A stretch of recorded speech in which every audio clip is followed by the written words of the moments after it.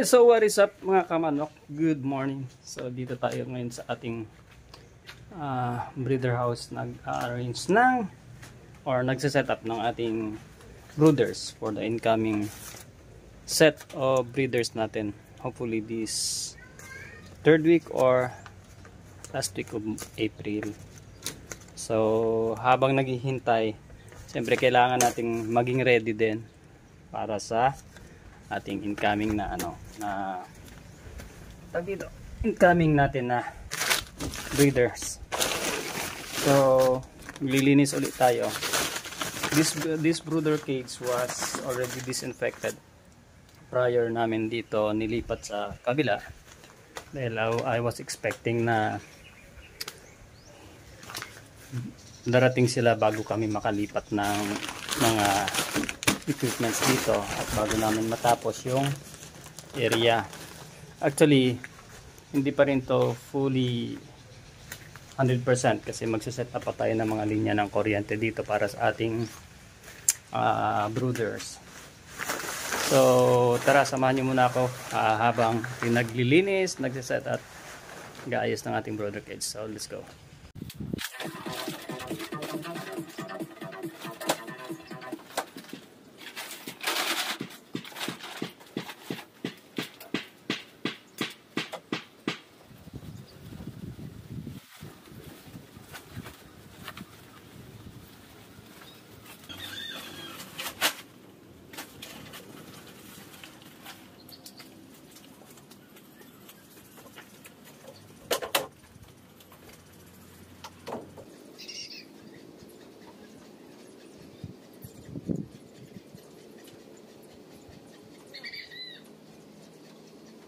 Okay, so lalaban natin kasi itong mga sako, so kailangan nating matagal-tagal itong hindi nagamit. Itong mga sako kasi pinangaano natin dun sa pinakaloob, kailangan nating laban din to, linisin, labahan. So lilinisin natin to lahat. Ito yan, itong mga to.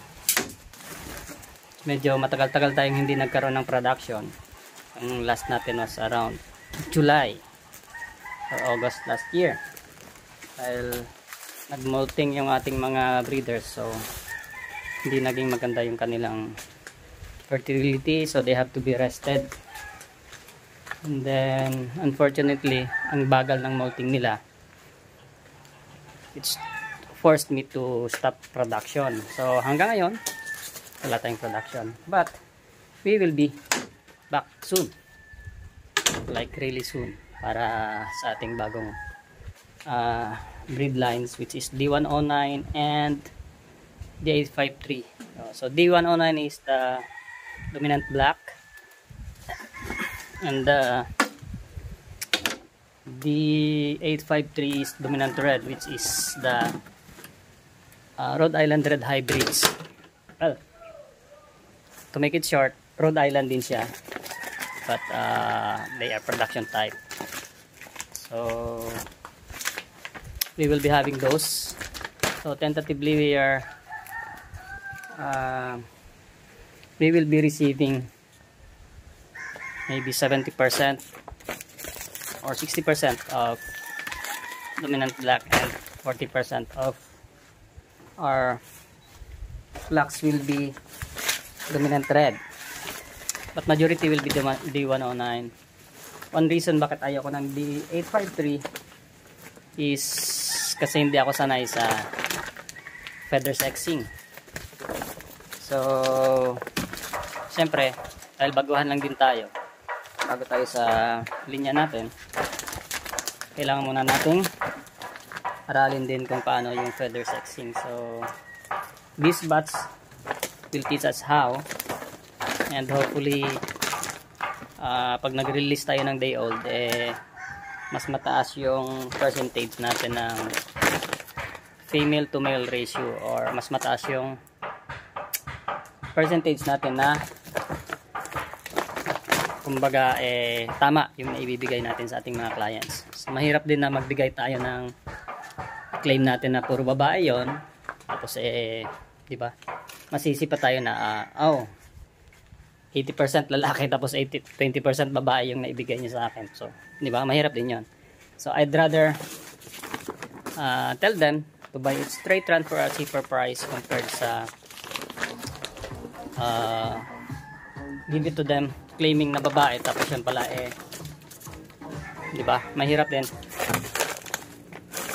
So, we're just gonna clean up this stuff. Nilipat namin to. Medyo gagamitin pa rin natin itong mga old brooder cage natin. So, then, in these spots here, we will be setting up maybe 3 more. So, isa rito, isa dyan sa gitna, tsaka isa pa dito sa gilid. Alright, so, dito naman, kabilang side.